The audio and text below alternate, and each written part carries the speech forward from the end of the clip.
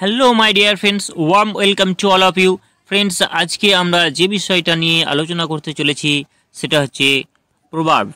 এই প্রবার্ব মানে হচ্ছে যে প্রবাদ বাক্য বা প্রবচন। তো বাংলায় অনেক এরকম প্রবাদ বাক্য রয়েছে যেগুলো আমরা ব্যবহার করি, ঠিক একই রকমভাবে ইংলিশেও অনেক প্রবাদ বাক্য রয়েছে। তো সেগুলো আমরা জেনে নেব। চলো, question number 1, choose the correct প্রভাব। এক্ষেত্রে যে অপশনগুলো দেওয়া হয়েছে ABCD, তার মধ্যে সঠিক যে প্রভাব সেটা হচ্ছে যে option number D, means all is well that end is well. এটার মানে হচ্ছে যে যার শেষ ভালো তার সব ভালো, অর্থাৎ প্রত্যেকটা কাজের যে লাস্ট টাচ বা লাস্ট ফিনিশিং অবশ্যই ভালো হওয়া প্রয়োজন। এটা WBP কনস্টেবল মেন এক্সাম এসছে 2020 সালে, হ্যাঁ, প্রত্যেকটা সালের প্রশ্ন। Next question number 2, choose the correct প্রভাব। এরপরে যে চারটে অপশন দেওয়া হচ্ছে তার মধ্যে অপশন নাম্বার বিটা কিন্তু রাইট হবে, সিটা হবে না, মিনস এভারটা হবে না, ঠিক আছে, নেভার হবে, অর্থাৎ বেটার লেট দ্যান নেভার। এটার মানে কি? এটার মানে হচ্ছে যে একেবারে কোনো কিছু না হওয়ার থেকে সেই কাজটা একটু দেরিতে হওয়া ভালো, এটার মানে বোঝাতে চাইছে। অর্থাৎ আমরা বলি না, নাই মামা থেকে কানা মামা ভালো, ঠিক একই রকম মানে বোঝাই। এরপরে আমরা চলে আসবো কোশ্চেন নাম্বার 3 নম্বর প্রশ্নতে, যেখানে বলা হচ্ছে যে চুজ দ্য কারেক্ট প্রভাব। তো এখানে দুটো অপশন দেওয়া রয়েছে AB।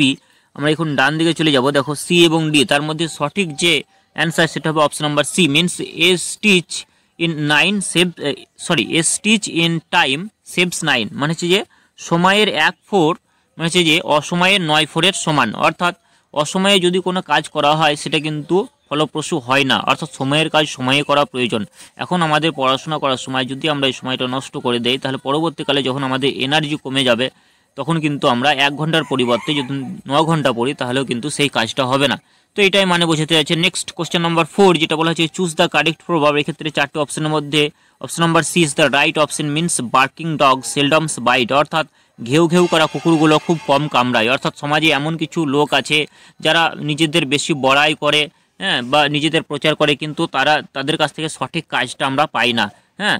তো এটা হচ্ছে মানে নেক্সট 5 নম্বর যেটা বলা হচ্ছে যে সঠিক যে অপশন সেটা হচ্ছে option number C, means empty vessel makes most noise. অর্থাৎ ফাঁকা কলসি সব থেকে বেশি আওয়াজ করে।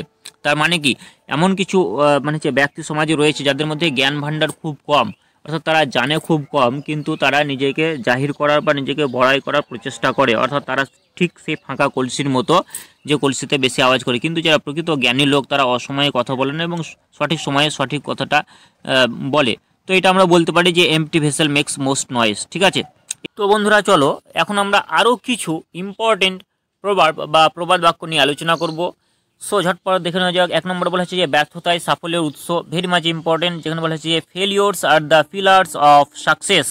নেক্সট একতাই বল, ইউনিয়ন ইজ স্ট্রেংথ, বা আমরা বলতে পারি ইউনিটি ইজ স্ট্রেংথ। নেক্সট বৈচিত্র্যের মধ্যে ঐক্য, যেটা বলা হচ্ছে যে ইউনিটি ইন ডাইভার্সিটি। নেক্সট এক হাতে তালি বাজে না, it takes to make a quarrel. Next গাছে কাঁঠাল গোফে তেল, যেটা বলতে পারি to count chickens before they are hatched.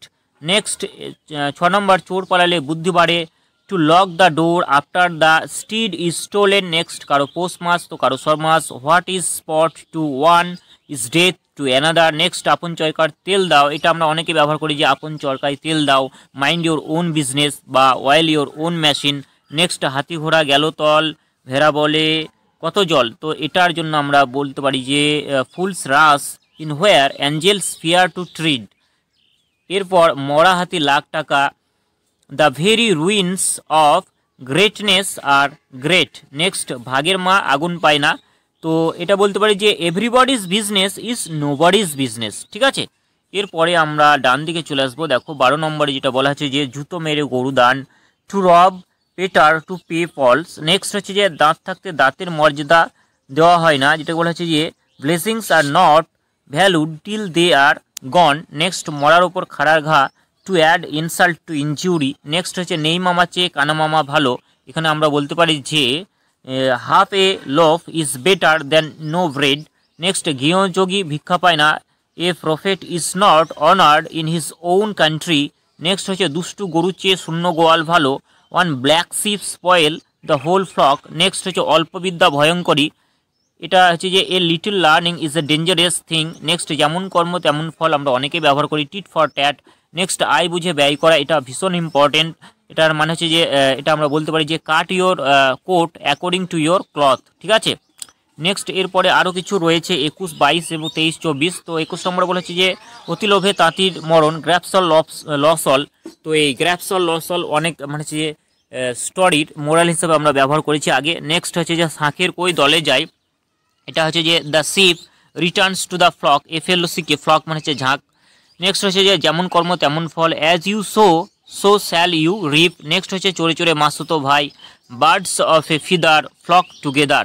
So friends, এইগুলো ছিল খুব ইম্পর্টেন্ট কিছু মানে হচ্ছে প্রবাদ বাক্য বা প্রবচন, এবং তোমরা পুরো পিডিএফটা আমার যে চ্যানেলে যে ডেসক্রিপশন বক্সে হোয়াটসঅ্যাপ গ্রুপ দেওয়া আছে সেখানে তোমরা পেয়ে যাবে।